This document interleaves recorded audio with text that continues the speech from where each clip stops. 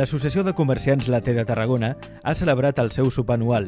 Van assistir botiguers, representants de la nostra política i representants també de la nostra economia. Amb ells parlarem de l'estat actual del comerç, de les seves necessitats i de la nova llei del comerç que el 30 de novembre aprovarà la Generalitat de Catalunya. L'Associació de Comerciants de la Via T o el Centre Comercial La T de Tarragona fa una trobada anual de socis des de fa molts anys.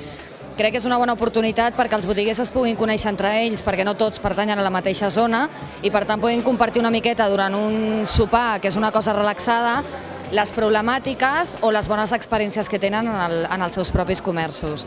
És molt bo també de cara a l'associat que vegi que les autoritats de la ciutat, o en aquest cas de la Generalitat, com és el cas del senyor Baptista Capell, vinguin, perquè és una forma de donar recolzament a un sector que crec que és tan important com el sector del comerç. Bé, molt bé. Això és un sopar que tradicionalment des de la Via T ja fa molts anys que es fa i una mica demostra una vegada més que existeix el comerç a Tarragona, que existeix una bona unitat, diria jo, del comerç, encara que a vegades sembla que no ho sembli, però realment hi ha una bona unitat.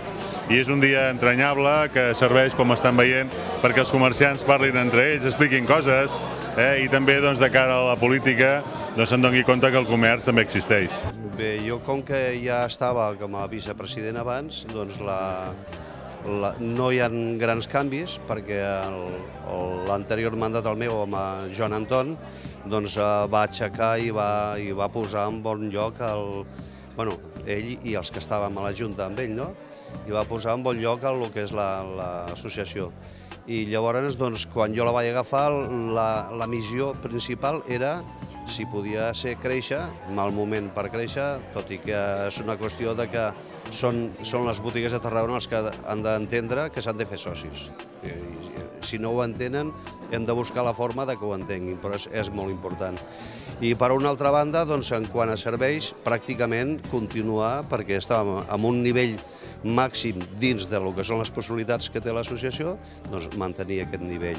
I la veritat és que l'estem mantenint. A veure, com a objectius prioritaris del nostre departament, el més important és que hauríem de consolidar aquest comerç de proximitat dintre de la trama urbana de Tarragona o de qualsevol ciutat. Som conscients que aquesta tasca l'hauríem de potenciar juntament amb les empreses, amb les associacions de comerciants. Una de les tasques molt importants és aquesta, perquè ens ajudaria a modernitzar. I l'altra, potser fos necessari que l'empresa o el comerç en general, aquest petit comerciant, es mogués, es modernitzés, tant físicament com de gestió com de formació.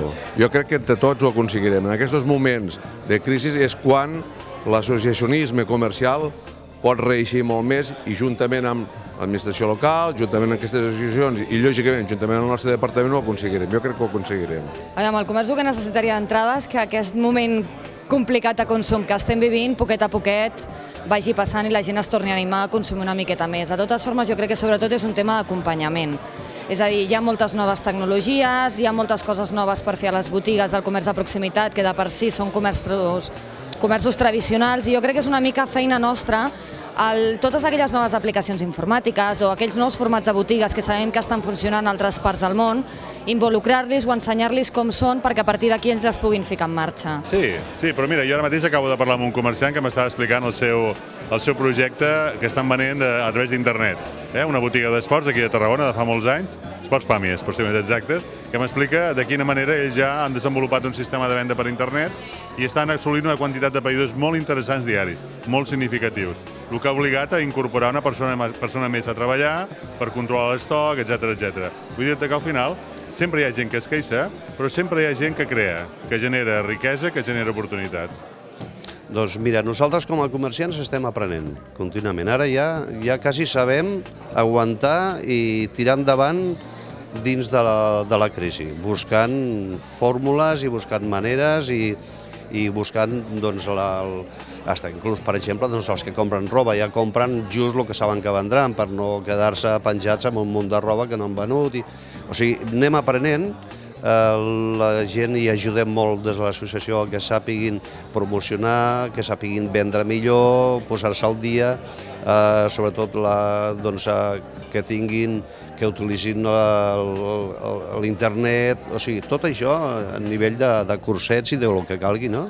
Ens estem posant al dia contínuament. Però, en realitat, el problema és polític, o sigui, no és nostre.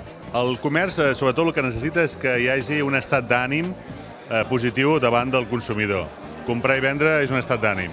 Si estàs positiu, si estàs content, compres, i si estàs negatiu o dubtes o tens por, no compres. Llavors, el més important pel consum és l'estat d'ànim. A partir d'aquí, la segona cosa molt important és que l'administració, en aquest cas l'administració local, afavoreixi el consum, afavoreixi els espais que siguin adients perquè el comerç es pugui desenvolupar.